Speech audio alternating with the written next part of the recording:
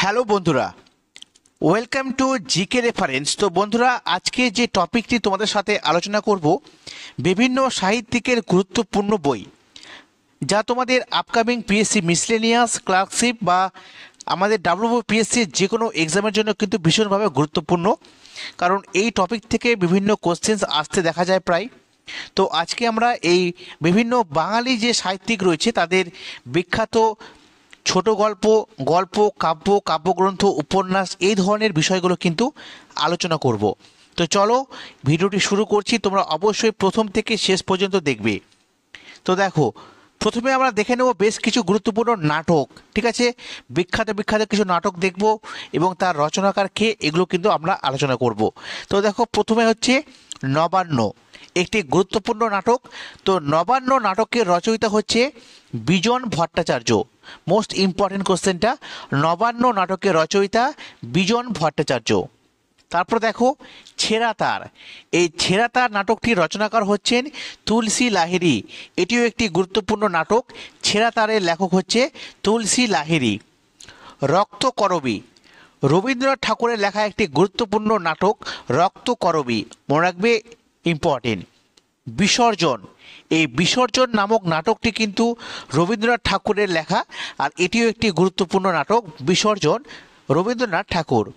তারপর দেখো প্রফুল্ল, এই প্রফুল্ল নাটকের রচয়িতা হচ্ছে গিরিশচন্দ্র ঘোষ। প্রফুল্ল নাটকের রচয়িতা গিরিশচন্দ্র ঘোষ। নেক্সট দেখব বুড়ো শালিকের ঘাড়েরও, এটা শালিক হবে, ঠিক আছে? বুড়ো শালিকের ঘাড়েরও। তো বুড়ো শালিকের ঘাড়েরও এই নাটকটির রচনাকার হচ্ছেন মাইকেল মধুসূদন দত্ত, ঠিক আছে, মনে রাখবি। পুনর্জন্ম, পুনর্জন্ম নাটকের রচয়িতা কে? তো দ্বিজেন্দ্রলাল রায়, ঠিক আছে। তারপর দেখো চিরকুমার সভা, এই চিরকুমার সভা নাটকটির রচয়িতা হচ্ছেন রবীন্দ্রনাথ ঠাকুর, এটিও ইম্পর্টেন্ট। নীল দর্পণ, এই ক্ষেত্রে তোমরা সালটিও মনে রাখবে, 1859 এই সালে এই নাটকটি রচনা করা হয়েছিল। নীল দর্পণ কে রচনা করেছিলেন? দীনবন্ধু মিত্র। নীল দর্পণ নাটক 1859। সিরাজদৌল্লা, সিরাজদৌল্লা নাটকের নাট্যকার কে? তো গিরিশচন্দ্র ঘোষের এটা লেখা সিরাজউদ্দৌল্লা। চন্দ্রগুপ্ত নাটকের রচনাকার হচ্ছেন দ্বিজেন্দ্রলাল রায়। চন্দ্রগুপ্ত নাটকের নাট্যকার কে? দ্বিজেন্দ্রলাল রায়, ঠিক আছে। এবার আমরা দেখব বেশ কিছু উপন্যাস। প্রথমে দেখব রবীন্দ্রনাথ ঠাকুরের লেখা বিখ্যাত বিখ্যাত উপন্যাসের নাম। তো রবীন্দ্রনাথ ঠাকুরের লেখা বিখ্যাত উপন্যাসগুলির মধ্যে কিছু গুরুত্বপূর্ণ রয়েছে, যেমন বউ ঠাকুরানীর হাট, মনে রাখবে। রাজর্ষি, চোখের বালি, এটা গুরুত্বপূর্ণ। গোরা, এটাও ইম্পর্টেন্ট। ঘরে বাইরে, শেষের কবিতা, যোগাযোগ, চতুরঙ্গ, মালঞ্চ, প্রত্যেকটা কিন্তু ইম্পর্টেন্ট, ভালো করে পড়বে। তার মধ্যে চোখের বালি, গোরা, ঘরে বাইরে, এইগুলো কিন্তু পরীক্ষাতে পড়ে গেছে, ঠিক আছে, অলরেডি চলে এসছে কোনো না কোনো এক্সামে।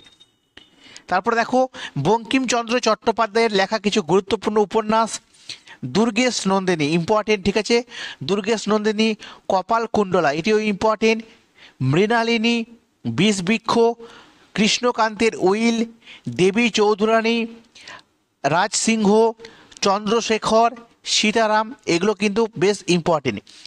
দুর্গেশ নন্দিনী ভালো করে মনে রাখবে, কপাল কুণ্ডলা, দেবী চৌধুরানী, এইগুলো কিন্তু পরীক্ষাতে এসেছে, ঠিক আছে।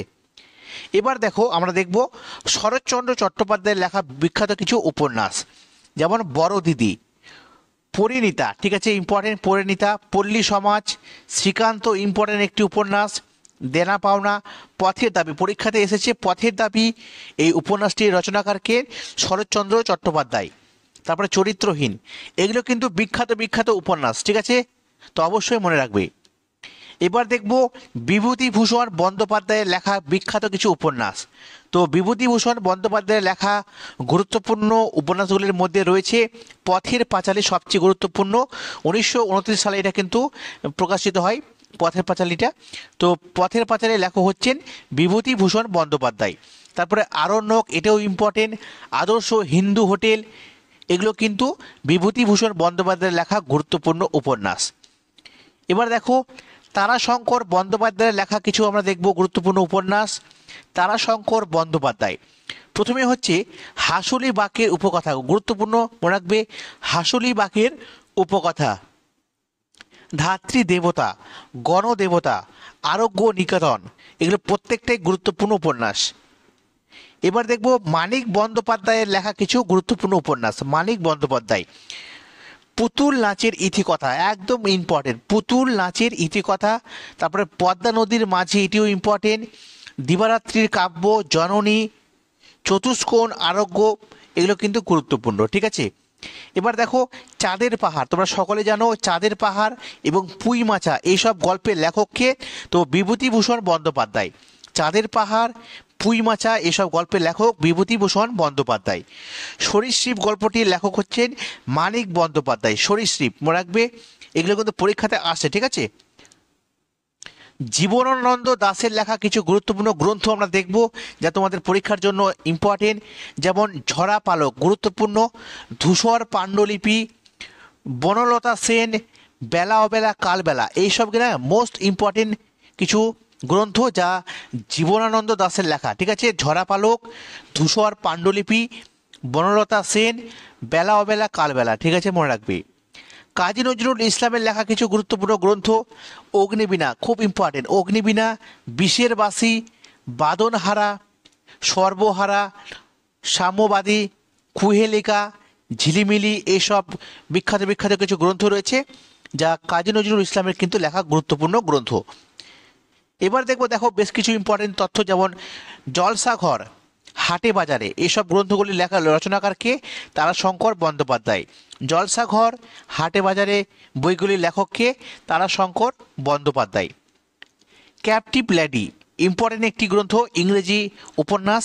Captive lady Michael Madhusudan Dutt রচনা করেছিলেন ক্যাপটিভ লেডি, ঠিক আছে। তারপরে রাজমোহনস ওয়াইফ, এটি কিন্তু বঙ্কিমচন্দ্র চট্টোপাধ্যায়ের লেখা একটি গুরুত্বপূর্ণ ইংরেজি উপন্যাস, রাজমোহনস ওয়াইফ, ঠিক আছে, মনে রাখবে। আনন্দমঠ উপন্যাসটি 1882 সালে প্রকাশিত হয়। আনন্দমঠ উপন্যাস যা বঙ্কিমচন্দ্র চট্টোপাধ্যায়ের লেখা কিন্তু একটি গুরুত্বপূর্ণ উপন্যাস, ঠিক আছে। এবার দেখো বেশ কিছু গ্রন্থ দেখব যেগুলো কিন্তু ইম্পর্টেন্ট পরীক্ষাতে আসে, বিশেষ করে WBPSCর মিসলেনিয়াসে তো অবশ্যই ইম্পর্টেন্ট। দেখো আলালের ঘরের দুলাল, আলালের ঘরের দুলাল এই বইটির লেখক প্যারীচাঁদ মিত্র। গীতাঞ্জলি যা 1910 সালে প্রকাশিত হয়েছিল, গীতাঞ্জলি, সোনার তরী, সেজতি, বলাকা, পূরবী, চিত্রা, চৈতালি, পুনশ্চ, বনফুল, সহজ পাঠ, প্রত্যেকটাই গুরুত্বপূর্ণ বইয়ের লেখককে রবীন্দ্রনাথ ঠাকুর, ঠিক আছে, মনে রাখবে। মেঘনাদ বধ কাব্য এবং শর্মিষ্ঠা এই দুটি বইয়ের লেখককে মাইকেল মধুসূদন দত্ত। মেঘনাদ বধ কাব্য রচনা করেছিলেন মাইকেল মধুসূদন দত্ত এবং মনে রাখবে শর্মিষ্ঠাও, এটাও কিন্তু রচনাকারকে মাইকেল মধুসূদন দত্ত। মহাভারতের লেখক কে, সেটা হচ্ছে বেদব্যাস। আর রামায়ণের লেখককে কৃত্তিবাস ওঝা। অবশ্যই বাংলা মহাভারত এবং বাংলা রামায়ণ, ঠিক আছে। তারপরে দেখো ছাড়পত্র কার রচনা, ছাড়পত্র রচনা করেছেন সুকান্ত ভট্টাচার্য, ইম্পর্টেন্ট। তারপরে ভ্রান্তি বিলাস নামক একটি উপন্যাস রয়েছে, ভ্রান্তি বিলাস, এটা রচনা করেছেন ঈশ্বরচন্দ্র বিদ্যাসাগর, গুরুত্বপূর্ণ। ভ্রান্তি বিলাস উপন্যাস কার, ঈশ্বরচন্দ্র বিদ্যাসাগরের। পদাতিক একটি গুরুত্বপূর্ণ বই, পদাতিক, তো পদাতিকের লেখককে সুভাষ মুখোপাধ্যায়, মনে রাখবে সুভাষ মুখোপাধ্যায়। ভুবন সোম, এই ভুবন সোম বইটির লেখক হচ্ছেন বলাইচাঁদ মুখোপাধ্যায়, মোস্ট ইম্পর্টেন্ট, ঠিক আছে। অরণ্যের অধিকার কার লেখা, মহাশ্বেতা দেবী। অরণ্যের অধিকার মহাশ্বেতা দেবী। আবোল তাবোল, এই আবোল তাবোল একটি কৌতুক গল্প যার লেখক হচ্ছে সুকুমার রায়। আবোল তাবোল কার লেখা, সুকুমার রায়ের লেখা।